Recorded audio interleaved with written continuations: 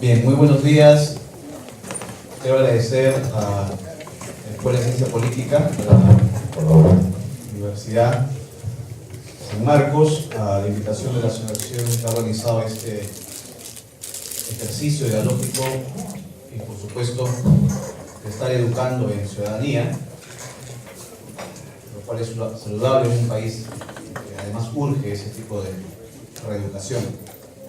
Muchas gracias, doctor Miguel Pesada, por la invitación. Y un placer escuchar al doctor Bechler, como siempre, sus brillantes intervenciones y agendas que siempre nos procuran dejar puntos a seguir. Yo voy a concentrarme más bien en dos elementos poblacionales que yo considero han sido desatendidos históricamente. Si uno hiciera un ejercicio estadístico y pudiera ponerse a pensar cuántos niños en el Perú hay de 0 a 6 años, y si uno hiciera un poco más de análisis, cuánto de esta población es atendida a nivel de educación formal, uno se encontraría con un resultado escabroso, porque es la población menos atendida en el país. Y la otra población menos atendida es población en edad universitaria. Por lo tanto, voy a concentrarme en estos dos focos. En el primer caso, todos saben que el Estado peruano, en los últimos tiempos, ha ido concentrando algunos esfuerzos en que la población de 3 a 6 años, es decir, a la primaria, sea atendida. Sin embargo, esta población no llega al 18 o 20% de ser atendida. Es decir, miles de bebés, niños nuestros, están prácticamente, si uno quisiera que haya una participación desde el Estado para plantear agendas públicas educativas, tendríamos una gran y enorme ausencia. Y ni qué decir de 0 a 3 años. ¿Y por qué lo digo? Lo digo porque la mayoría de estudios científicos contemporáneos han demostrado que de 0 a 6 años se consolida la formación cerebral entre 80 y 85% de todo ser humano. Por lo tanto, el componente evolutivo, genético, ¿no?, que tiene una explicación antropológica, la evolución humana se necesita aprender cuanto antes todo tipo de información, procesarla, analizarla y ejecutarla por la sobrevivencia. El cerebro, por eso se usa esta metáfora de los bebés, es como una esponja. Absorbe absolutamente todo. Ustedes, algunos que tienen hermanos, han sido niños, o tienen hijos o nietos, tal vez acaba de mostrarlo, están constantemente averiguando, investigando, son filósofos naturales. Para ellos el conocimiento es la forma como se existe. Todo su cuerpo aprende, de su lengua, sus ojos, su mirada, su tacto, y lo van a ver, es un espléndido laboratorio de la evolución humana ver ese periodo. ¿Y qué hacemos frente a esa enorme oportunidad de aprendizaje que tienen los seres humanos? Muy poco. El Estado peruano ha trabajado casi nada de 0 a 3 años. De 3 a 6 está en una situación precaria. Hay dos opciones. O seguimos manteniendo este estándar de abandono, ¿no?, o la cosa se dio en los últimos años que se conceda a la ciudadanía la posibilidad de una intervención frente a esta situación. Y por eso han aparecido varios niveles de educación de los niños. Se denomina normalmente estimulación temprana. En otros países tiene otro nombre. Y esa estimulación temprana, que no solamente es un porqué de negocio seguro, pero también es un deber, ¿no?, para muchas personas que son conscientes de esta lectura imperativa en la educación de sus hijos, que además las últimas generaciones están invirtiendo mucho a propósito, ¿no? Entonces, un niño no formado en esa edad es prácticamente un error estratégico para el país. Terrible, porque además hay que sumarlo, por supuesto, las enormes deficiencias en los niveles de salud pública, desde la anemia, que es un factor evidentemente mucho más trágico, ya que agudiza esta persistencia de vulnerabilidad de la población etaria, ¿no? Inicial. Y cuando uno piensa por eso en ciudadanía, uno tiene que pensar desde dónde empieza la construcción de la ciudadanía. Y es curioso porque, y además notable, porque es en esa edad en la que los centros de estimulación son marcadamente disruptivos en la introducción de sus metodologías de aprendizaje. El uso, por ejemplo, de inteligencias múltiples, ¿no? Gardner, Goleman, introducidos en la mayoría de estos centros, ¿no? Por supuesto, la inteligencia lingüística, la mejor edad para un bebé, esto es como un consejo prácticamente de padre, es para que aprenda una lengua y sea bilingüe en esa edad. Es natural la inteligencia idiomática. Lo aprende todo, sin dudarlo. Los niños son unos genios. Y hemos dejado a los genios de lado, como política de Estado. Casi no se reflexiona sobre esto, porque efectivamente los bebés, aparte de pedir a las madres la leche y el amor nuestro, aparentemente no dicen nada, pero están ahí siempre hablando, nos quiero, enséñame. Todos los días, desde que despiertan hasta que se duermen, y no hacemos casi nada. La segunda población menos atendida, a pesar que vienen creciendo los últimos años, es la universitaria. Yo he escuchado muchas veces que existen demasiadas universidades en el Perú, 142.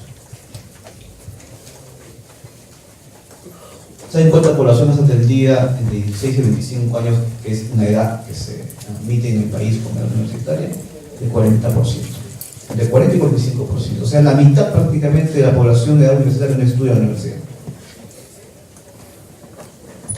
Si uno entendiera la lógica que son demasiadas universidades, uno no entendería por qué esta estadística no permite justamente que la mayoría de la población tenga acceso a la vida universitaria. Otra cosa, la calidad es una discusión distinta. Pero por supuesto, incluso las universidades que existen en el 142 son insuficientes para atender la demanda de la población peruana. Completamente insuficientes. Y eso hay que agudizarle la forma como se organiza la universidad peruana, universidades con fines de lucro, universidades sin fines de lucro, la católica, por ejemplo, con fines de lucro, la UPC, ¿no?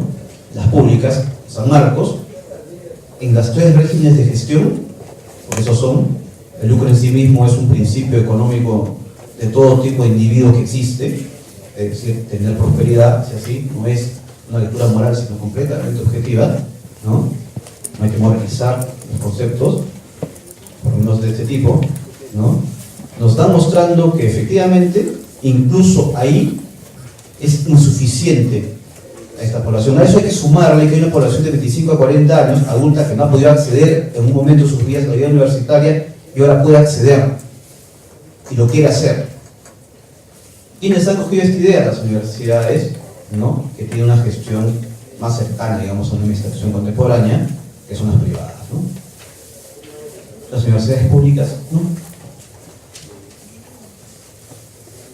Y hay un asunto que a mí también me llama la reflexión, que es el acceso a la universidad.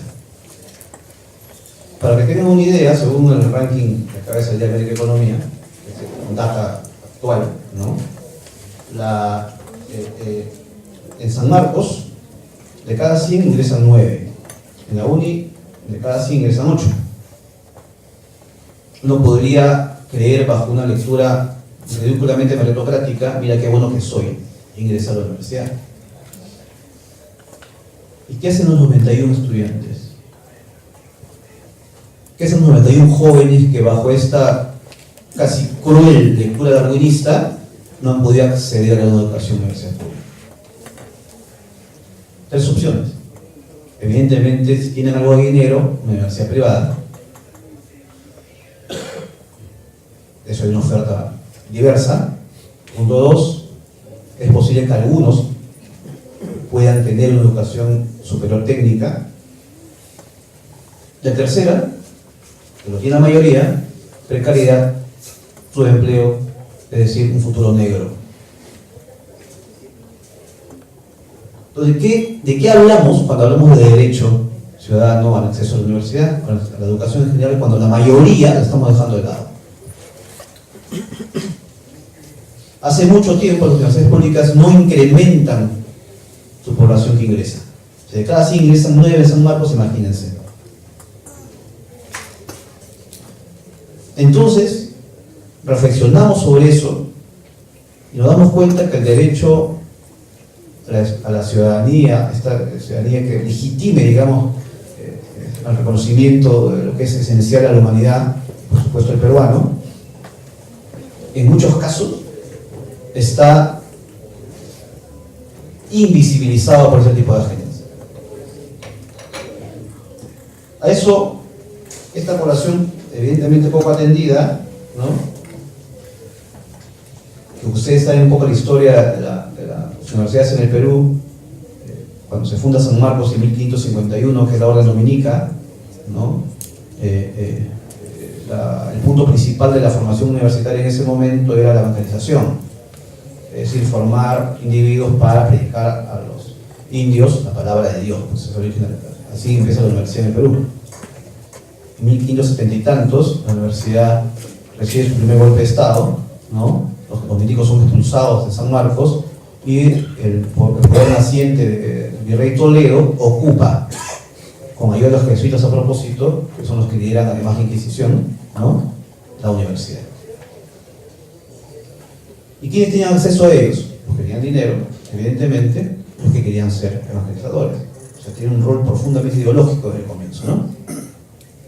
Hasta después de la República, San Marcos conservador, muy defensor del modelo hispánico, eurocéntrico incluso. Cuando digo eurocéntrico vamos a ver después por qué. Completamente desapegado a la realidad nacional, es hasta fines del 19 que comienzan a aparecer algunas universidades. San Marcos se llama mayor a fines del siglo XIX. En 1919 aparece la Católica, que tiene evidentemente una agenda religiosa que por mucho tiempo le dura. En los años 50 y 60 recién aparecen universidades privadas de otra índole, Cayetano, así. En los 90, una tercera ola, ¿no? Aparecen las universidades 882, las que permiten inversión privada con fines de lucro. Esos son los tres regímenes que hay actualmente en el Perú. Y sobre eso, uno comienza a hacer el arco. Miren, una enorme población peruana infantil de 0 a 6 años prácticamente abandonada, y luego, supuestamente al final, una población juvenil y adulta poca entrenada y sin acceso a la mayoría de la educación superior. Sigue siendo para la mayoría de jóvenes un modo de romper los círculos de pobreza. Tiene la lógica del ascenso social. Y por eso muchas familias invierten lo que sea para que pueda estudiar en universidades cuyo pago es, entre comillas, razonable.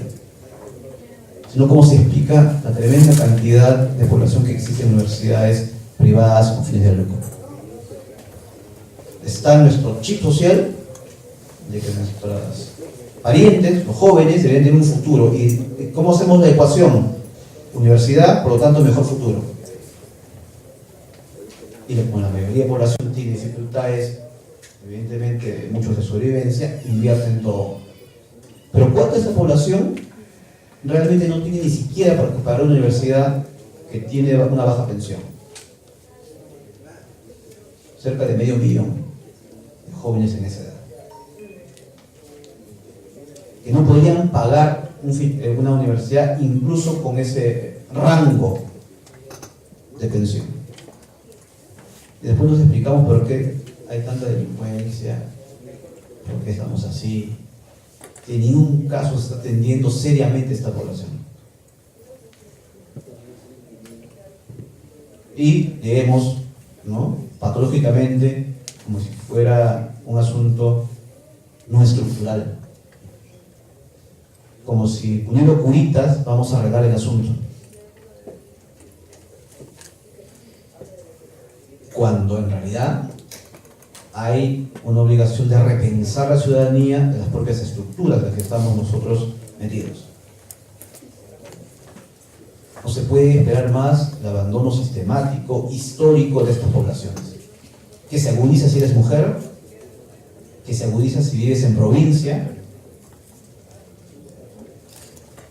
porque es aún más terrible tener esos elementos, esos vectores, ya que en un país que sigue siendo marcadamente racista como el nuestro y estratégicamente y pervertidamente discriminador, va costando y costando y costando. Pues, ¿de qué hablamos?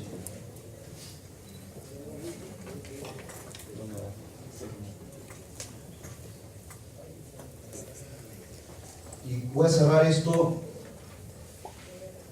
en que yo considero que la universidad debería seguir, ni siquiera debería seguir, debería ampliar imperativamente su oferta de acceso. Que San Marcos no sea 9 de 100, sino 20 de 100 o 30 de 100. Y con eso termino. Es más interesante, en vez de andar fundando universidades en cualquier provincia del Perú, que tengan una universidad pública, una sede en provincia. Es probable que algún chico de una provincia quiera estudiar en San Marcos, más que la Universidad de Chaco, capital simbólica, evidentemente. Entonces, está incluso más organizada la gestión que la ley universitaria, evidentemente, no ha resuelto. Bueno, muchísimas gracias. Gracias al doctor.